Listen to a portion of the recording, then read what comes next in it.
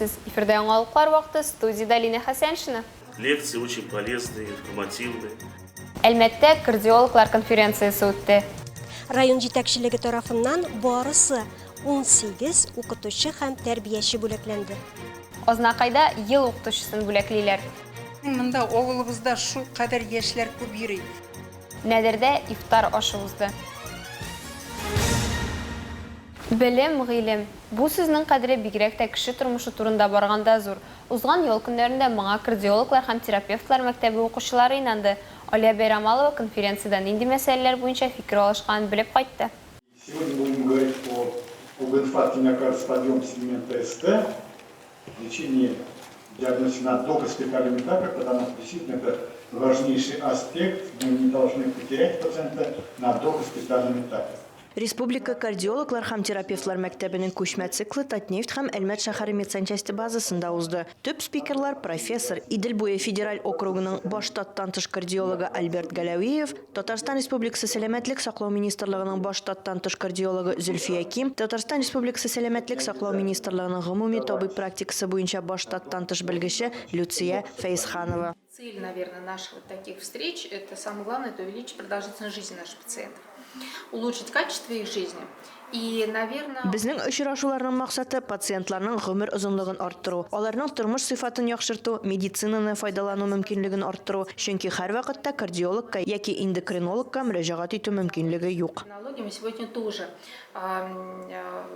наверное, постарались осветить. Укуга гомуми практика табиблары, терапевтлар, кардиологлар һәм фельдшерлар, амбулатория звеносы, шулай ук Әлмәтнең һәм республиканың көньяк-көнчыгышының беркетелгән 10 районны стационар бүлекләре белгечләре барлыгы 100дән артык кеше катнашты. Алар өчен йөрәк-кан тамырлары системасын авыруларын диагностикалауга, дәвалауга, беренчел һәм икенчел профилактикалауга багышланган берничә лекция узды. Интерактив фикер алыштылар. Еще одну электрокардиограмму. Ищем опять же прямые признаки инфаркта миокарда. Табиблар мәктәпнең мөһим өлеше клиник очракларның төрле модельләре буенча конкрет мәсьәләләрне һәм клиник ситуацион бурычларны хәл итә алды. Бу заманча типлаштырылган ситуациялар алар күпчелек очракта амбулатор табибларның практикасында очрый. Данные лекции очень полезные, информативные. Әлеге лекциялар файдалы һәм информатив, югары категориялы профессорлар чыгыш ясый. Бу бик мөһим, халык мәгълүмат белән генә түгел, грамотлы булсын өчен мондый конференциялар ешрак булсын иде. Было не только информировано, но и грамотно по отношению к данной проблеме.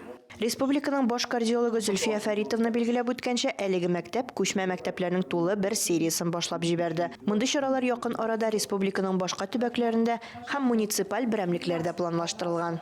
Кроме того, мы, вы, наверное, знаете, мы провели вводный срез знаний, и дальше по итогам нашего мероприятия. Моннан тыш без аларның белемнәрен тикшердек һәм чарадан соң белемнәрне тагын бер тикшерү уздырачакбыз. Бу аларның теманы дөрес аңлавын белер өчен эшләнә. Качественное оказание помощи, что наши коллеги все усвоили, все поняли, и что не осталось каких-либо пробелов. Алия Байрамалова, Милена Валиева, яңалыклар вакыты, Луч Әлмәт телекомпаниясе. Ознакай районында ел укытучысы 2022 иң яхшы татар теле укытучысы, елның иң яхшы тәрбиячесе конкурсларының җиңүчеләрен бүләкләделәр. Тантаналы чара балалар иҗаты үзәгендә узды. Быел бәйгеләрдә 400дән артык укытучы көч сынашкан. Муниципаль этапта районның тәрбия учреждениеларыннан иң яхшы 53 укытучы катнашкан. Традиционно в Ознакайском районе... Һәр елдагыча Ознакайда профессиональ осталык бәйгесендә җиңүчеләрне тәбрикләү булып узды. Ноябрь аеннан башлап безнең укытучыларыбыз төрле бәйгеләрдә катнашып, семинарларда катнашып килделәр, мастер-классларда көч сынаштылар. Чарада катнашучыларны район башлыгы Марсель Шайдуллин сәламләп иң изге теләкләрен җиткерде, җиңүчеләргә бүләкләр тапшырды. Бүләкләү тантанасы күңелле җыр, биюләр белән бизәлеп барды. Илмира Шарифуллина, Рөстәм Акбаров, яңалыклар вакыты, Луч Әлмәт телекомпаниясе. Татар халкының бөек шагыйре Габдулла Тукайга 136 яшь тулу уңаеннан бүгелмәдә аңа багышланган төрле чаралар булып узды. Мәктәп укучылары арасында шигърият бәйгесе оештырылды. Информ-курьер газетасы видео бәйге уздырды. Конкурста җиңүчеләрне татар мәдәнияте үзәгендә узган бәйрәм концертында бүләкләделәр. Шигърият дөньясы белән тулы тантананы Айгөл Шәрәфиева күрсәтер.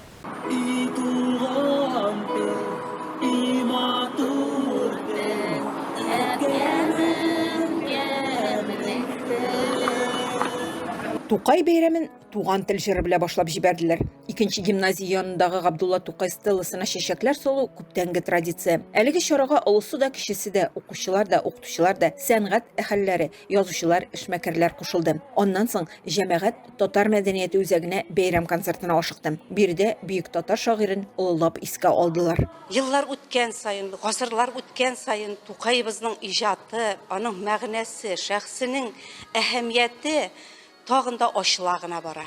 Габдулла Тукай истәлегенә багышлап Информ Курьер газетасы шигъри бәйге оештырган. Балаларның Тукай шигырьләрен укулары турындагы видеоларны ВКонтакте социаль шелтәрендәге биткә салып барганнар. Нәтиҗәдә 1-нче, 2-нче, 3-нче урыннарны алучыларны һәм Гран-при яулаучыны билгеләгәннәр. Тукайның 5 шигырен беләм инде, берсен менә укыдым яңа элек, бу Татарский центрда укыдым. Айнур Шагерданов иң олы бүләккә лаек булды, Гран-при алды. Иң яхшы шигырь укучыларга бүләкләр тапшыру күптәнге традиция.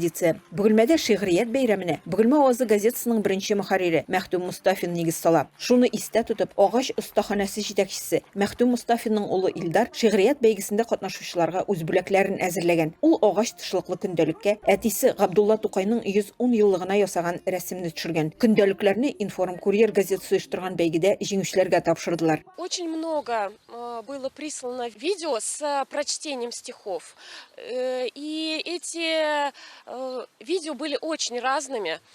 Дети настолько постарались, они были очень индивидуальными. Татар мәдәниятендә узган концертта татар халкының җырлары яңгырады. Мәктәп укучылары шигырь укыды, Тукай әсәрләрен сәхнәләштерде. Орайдаш, сиңа килдем киңәшкә, күз аттым мин бүген бер шәп кәләшкә. Калабызда туган тел көне дәвам итә. Бүген Искәлмәт мәдәният йортында Олы буын Бөек Тукайның шигырьләрен сәхнәләштерде һәм ике телдә иң танылган әсәрләрен яттан укыды. Калабызга Җәлил Карабаш актив пенсионерларын да җыйган бәйрәмдә без дә булып кайттык. Сипат шәчләренә бергәлә бер назалар. 2015 елдан Славянка клубы оеша һәм атна сайын дүшәмбе һәм шәршәмбе 9:30-дан 11-гә кадәр әбиләр оныкларына түгел үзләренә вакыт таба. Моңа кадәр яңа ел 8 март Славянка клубы хөрмәтенә генә бәйрәмнәр уздырганнар. Ә инде 2 ел өйдә утырганнан соң рухны күтәрү өчен шигърият бәйрәме уздырырга булганнар. Как-то частенько говорим о том, что памяти нет, забываем. Я говорю, девчата, давайте будем стихи учить, чтобы память восстановилась. Начали с этого маленького, а потом это переросло в такое большое действие. Шигърият бәйрәмендә бөек шагыйрьнең тормыш юлы турында сөйләделәр. Тукай гарәп, фарсы, урыс телләрен белгәнне искә төшерделәр һәм бала белән күбәләк кызыклы шәкерт рус телләрен дә куйдылар. Чур не падать, хлеба стоит. Ах, зачем меня ты мучишь? Я совсем еще щенок. Китап һәм су анасы рус телендә дә, татар телендә дә сөйләнде. Ишеттем мин кичә, берәү җырлый, чын безнеңчә матур милли ки. Башка килә уйлар төрле, әллә нинди зарлы, моңлы ки. Калабызның актив пенсионерлары спорт белән шөгыльләнеп кенә калмый, алар үзләрен иҗатта да сыный һәм шушындый матур шигырь бәйрәмнәре уздыра. Тукайның туган көненә якын дип шигърият көннең беренче өлеше Тукайга багышланды, ә икенчесе һәркем үзе ятлаган шигырен сөйләде. Биредә кул эшләнмәләре татарча китаплар күргәзмәсе дә оештырылган иде. Иртәгә исә калабызның актив пенсионерлары боулингта очрашачак. Рамазан айы да тәмамлануга таба бара. Шуңа да мөселманнар бу вакытны шәригать кушканча уздырып калырга ашыга. Әлбәттә инде гаиләләрдә, мәчет мәхәлләләрдә ифтар мәҗлесләре дә уза. Яңа Нәдер авылы мәчетендә шулай күмәкләшеп, бергәләшеп ифтар мәҗлесләре уздыру йоласы 2010 елдан бирле гамәлгә куела. Шуннан бирле менә инде 12 ел рәттән Рамазан аеның һәр киче кунаклары белән тулы була. Биредәге мәчет, мәдрәсә өчен булдырылган янкорма, ифтархана төзелешенә Татарстан нефтчеләре үз өлешләрен керткән. Иң мөһиме бушка китмәгән. Намазга халык йөри, мәдрәсәдә укучылар саны елдан-ел арта. Безнең монда авылыбызда шул кадәр яшьләр күп йөри. Яшьләр менә шул хәтле біз улы кешеләргә аларга бит инде алмаш килә. Аларның балалары Коръән укыйлар менә.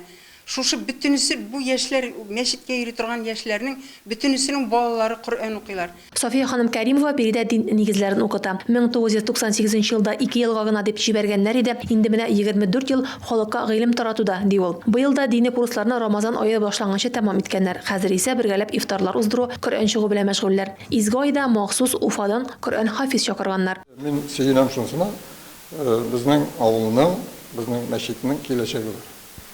Киләчәге бар. Тутырып инде әйтәм бит менә шунда ифтарда тутырып бер өстәл, шул балалар утыра. Үземнең онок шунда килә менә җыри. Ифтар мәҗлесләрен яңа Нәдер халкы чиратлап уздыра, биредә махсус билгеләнгән пешекчеләр барлык хәстәрен күрә. Кирәкле азык-төлекне алып кайта, табын әзерли, учакта пылау пешерә. Сүз уңаеннан быел шундый мәҗлесләргә дип зәй хуҗалыгы җитәкчесе Динар Иктисамов үгез суйдырган. Радифа Нугманова, Марат Халиуллин, яңалыклар вакыты, Луч, Әлмәт телекомпаниясе. Бу сезгә җиткерәсе соңгы мәгълүматыбыз иде. Мин Лина Хәсәншин һәм монтаж операторы Олия Бәйрамалова сезнең белән сау булашабыз. Исән-имин булыгыз.